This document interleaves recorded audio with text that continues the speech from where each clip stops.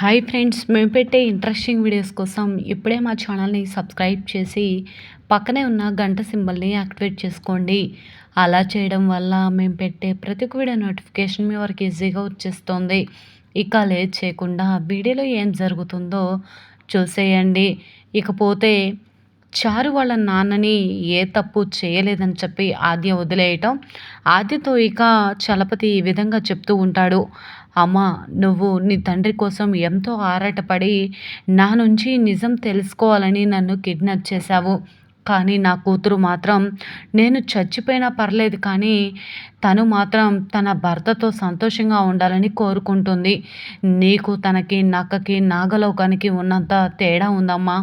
నువ్వు ఏం చెప్పినా సరే నేను నీకు సపోర్ట్ చేస్తాను. చారు దుర్మార్గాన్ని ఎవరి ముందు బయట పెట్టాలి అంటే వాళ్ళ ముందు బయట పెడతానమ్మా. నీ తండ్రిని నీ దగ్గరకు చేర్చే వరకు నేను కూడా నీకు సహాయంగా ఉంటాను అని చెప్పటంతో ఆద్య ఇక చాలా థ్యాంక్స్ అంకుల్ అని చెప్పడం, ఇక ఆద్య పోలీసులని ఆశ్రయించి తన తండ్రి కిడ్నాపింగ్ గురించి ఎంక్వైరీ చేయమనడంతో తనకి సపోర్ట్గా చారు వాళ్ళ నాన్న కూడా ఉంటాడు. చారునే ఇక కిషోర్ని కిడ్నాప్ చేపించి ఇదంతా బ్లాక్మెయిల్ చేస్తుంది అన్న నిజాన్ని పోలీసులతో ఆద్యతో పాటు చలపతి కూడా చెప్పటంతో ఇక పోలీసులు వచ్చి ఇంటి దగ్గర నిజాన్ని చెప్పి చారుని పోలీస్ స్టేషన్కి లాక్కొని వెళ్ళడంతో పద్మ ఒక్కసారిగా షాక్ అయిపోతుంది. అసలు ఏం జరిగింది ఏంటి అని తెలుసుకోవాలి అంటే ఈ వీడియో చివరి వరకు చూడండి ఫ్రెండ్స్. నచ్చితే ఒక లైక్ చేయటం మర్చిపోకండి. ఇక లేట్ చేయకుండా వీడియోలో ఏం జరుగుతుందో చూసేయండి.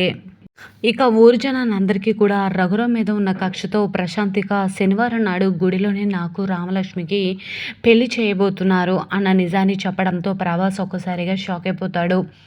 ఇదేదో మనకి పనికొచ్చే మ్యాటర్లా ఉంది.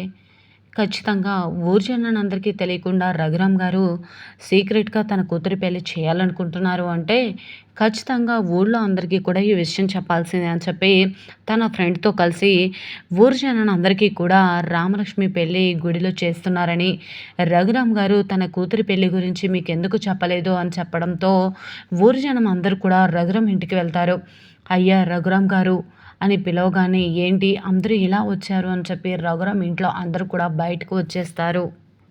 వెంటనే ఇక ఊరు జనం ఇలా అంటూ ఉంటారు, మీ అమ్మాయి పెళ్ళి చేస్తున్నారంట కదా రఘురామ్ గారు, అయినా ఊరు జనానికి తెలియకుండా మీ అమ్మాయి పెళ్ళి ఎందుకు చేయాలనుకుంటున్నారు అని మేము అడగట్లేదు. మీరు మమ్మల్ని బాధ పెట్టడం ఇష్టం లేకే మీరు మాకు ఏ పని చెప్పలేదని అనుకుంటున్నాం. మీ ఇంట్లో పెళ్ళి అంటే మా ఇంట్లో పెళ్ళి కాదా? మీ ఇంట్లో పెళ్ళి మా భుజాల మీద వేసుకొని మీ అమ్మాయి పెళ్ళిని ఘనంగా జరిపిస్తాం. ఇంటి పనుల దగ్గర నుంచి వంట పనుల దగ్గర నుంచి అన్ని పనులను మేమే చేస్తాం, స్వయంగా మేమే చేస్తాం అని చెప్పి అంటూ ఉంటే రఘురామ్ ఏం మాట్లాడాలో అర్థం కాక అలానే ఉండిపోతాడు. ఇకపోతే ఆద్యకు చారు ఇక ఫోన్ చేస్తుంది. వీడియో కాల్ చేసి కిషోర్ని చూపిస్తూ ఈ విధంగా అంటూ ఉంటుంది, ఆద్య చూసావా మీ నాన్నని చూడాలని చెప్పావు కదా, ఇదిగో మీ నాన్నని చూడు అని అంటూ ఉంటే ఏం చేస్తున్నావు, మా నాన్న ఎక్కడ ఉన్నాడో చెప్పు, నాన్న నాన్న అని చెప్పి అంటూ ఉంటుంది. వెంటనే నువ్వు మా నాన్నని వదిలిపెట్టకపోయినా పర్లేదు కానీ సీను బావ గురించి నా గురించి ఆలోచిస్తే చాలు అని అంటూ ఉంటే, నా తండ్రికి ఏమైనా అంటే నేను అసలు ఊరుకోను అని అంటూ ఉంటే, నీ తండ్రిని నేనేమి చెయ్యను కానీ బావని నన్ను కలుపుతానని మాట ఇచ్చావు, ఆ మాటని నిలబెట్టుకో అనగానే చూశారు కదా మీ అమ్మాయి ఎలా బ్లాక్మెయిల్ చేస్తుందో. సీనుని నన్ను అడ్డం పెట్టుకొని మా నాన్నని అడ్డం పెట్టుకొని వాళ్ళిద్దరిని సొంతం చేయమని అడుగుతుంది అంటే ఇప్పటి వరకు ఇక మా నాన్న ఎక్కడ ఉన్నారో మీకు కూడా తెలుసు కదా అని అంటూ ఉంటే, అమ్మ అది అని అంటూ ఉంటే ఇప్పుడు వెంటనే చారు ఇలా అంటూ ఉంటుంది, ఆద్య ఒకటి చెప్పనా, ఇప్పటి వరకు మా నాన్నకి మీ నాన్న ఎక్కడ ఉన్నాడో తెలుసు, అందుకే ఇప్పటికిప్పుడే మీ నాన్నని మార్చేశాను, ఇక మా నాన్నని నువ్వు అడిగినా ప్రయోజనం ఉండదు అనగానే ఒక్కసారిగా ఆద్య షాక్ అయిపోతుంది. చూసావు కదా అమ్మ చారు, ఈ అమ్మాయి నన్ను ఇక కరెంట్ షాక్ కొట్టి పెట్టి చంపేస్తుంది, ఎక్కడ ఉందో చెప్పు అని అంటూ ఉంటే, అయితే చచ్చిపోతే చచ్చిపో నాకేంటి అని అనగానే, అమ్మ చారు అదేంటి అలా మాట్లాడుతున్నావు అని చలపతి చాలా బాధగా అడుగుతూ ఉంటాడు. తండ్రిని చంపేస్తాను అంటుంటే కొంచెం కూడా భయం భక్తి లేకుండా ఎలా మాట్లాడుతున్నావు నువ్వు అనగానే, నా జీవితమే నాకు ముఖ్యం, ఎవరు ఏమైపోయినా నాకు అవసరం లేదు, సీను బావ నేను ఒక్కటి కావాలి అంతే అని ఈ విధంగా చారు మాట్లాడుతూ ఉంటే, అంత క్రూరత్వంగా ఎలా మాట్లాడుతున్నావు అని చెప్పేసి చలపతి అంటూ ఉంటాడు. వెంటనే ఫోన్ కట్ చేయగానే ఈ విధంగా అంటూ ఉంటుంది, చూశారు కదా మీ అమ్మాయి ఎలా మాట్లాడుతుందో అనగానే వెంటనే చలపతి ఈ విధంగా అంటూ ఉంటాడు, అమ్మ నీ తండ్రి ఆచూకీ తెలుసుకోవడం కోసం నువ్వు నన్ను ఇలా కట్టిపడేశావు. కానీ నా కూతురు మాత్రం నా తండ్రి చచ్చిపోయినా పర్లేదు, తన జీవితమే తనకు ముఖ్యమని మాట్లాడుతుంది. తనకి నీకు ఎంత తేడా ఉందోనమ్మా అని ఈ విధంగా అంటూ నా నా ప్రాణాలు తీస్తావనైనా నేను భయపడి మీ నాన్న ఆచూకీ చెప్పేవాడిని. కానీ నా కూతురు అక్కడి నుంచి మార్చేశానని చెప్తుంది కదా! ఇప్పుడు నేనేమి చేయలేను కదమ్మా! నీ తండ్రి లాంటి వాడిని, నన్ను విడిచిపెట్టమ్మా అని చెప్పి చలపతి ఇక ఆద్యని బ్రతిమలాడుతూ ఉంటాడు. సరే అని చెప్పేసి ఇక ఆద్య విడిచిపెట్టగానే చలపతి ఇక చాలా థ్యాంక్స్ అమ్మా అని చెప్పి అక్కడి నుంచి వెళ్ళిపోతాడు. ఇకపోతే రఘురామ్ కుటుంబం గురించి తెలుసుకున్న ఇక వెంటనే శౌర్య ప్రశాంత్ దగ్గరికి వెళ్ళి ప్రశాంత్ని కొడుతూ ఏంట్రా నువ్వు చేసిన పని అని అంటూ ఉంటే నేనేం చేశానురా అని చెప్పి ఇద్దరు కూడా గొడవ పడుతూ ఉంటారు.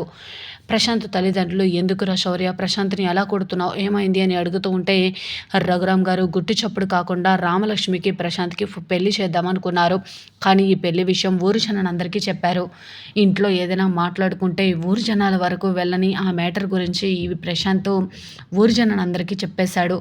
ఊరు జనం అందరూ కూడా రఘురామ్ గారి ఇంటికి వెళ్ళి మీ అమ్మాయి పెళ్ళంట కదా అని నిలదీసి అడుగుతుంటే ఆయన ఏం మాట్లాడకుండా తలదించుకున్నారు అని చెప్పగానే నేనెవరికి చెప్పలేదురా అని చెప్పి ప్రశాంత్ అంటూ ఉంటాడు. ఎవరికి చెప్పలేదా అంటే మీరు చెప్పారా అని ప్రశాంత్ వాళ్ళ తల్లిదండ్రుల్ని శౌర్య అడుగుతూ ఉంటే మేము ఎవరికి చెప్పలేదు అని అంటూ ఉంటారు.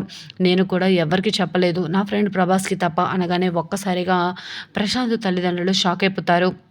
అంటే నీ ఫ్రెండ్‌కి చెప్పావు కదరా! అయినా ఎవరికీ చెప్పొద్దని చెప్పాం కదా! అనగానే ఫ్రెండ్స్‌కి చెప్పకుండా ఎలా ఉంటారమ్మా పెళ్ళంటే అనగానే, అయినా చెప్పొద్దని చెప్పాం కదరా!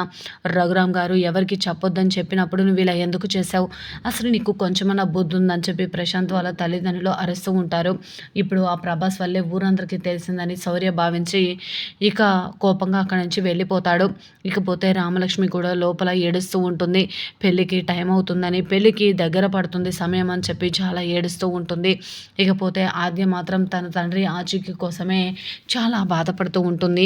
చలపతికి అంటే చారు వాళ్ళ నాన్నకి కూడా ఆచూకీ తెలియకుండా ఇప్పుడు నాన్నని ఎక్కడికి మార్చేసింది, అసలు నాన్న గురించి ఎలా తెలుసుకోవడం అని చెప్పి ఆలోచిస్తూ ఉంటుంది. ఇకపోతే ఆద్య ఒక దగ్గర కూర్చొని ఆలోచిస్తూ ఉంటే అటువైపుగా వెళ్తున్న చలపతి ఆద్య దగ్గరికి వచ్చి ఈ విధంగా అంటూ ఉంటాడు. అమ్మ ఆద్య బాధపడకు, నేను చేసింది తప్పే, మీ నాన్నని ఇన్ని రోజులు మా ఆధీనంలో పెట్టుకోవడం మేము చేసిన తప్పే.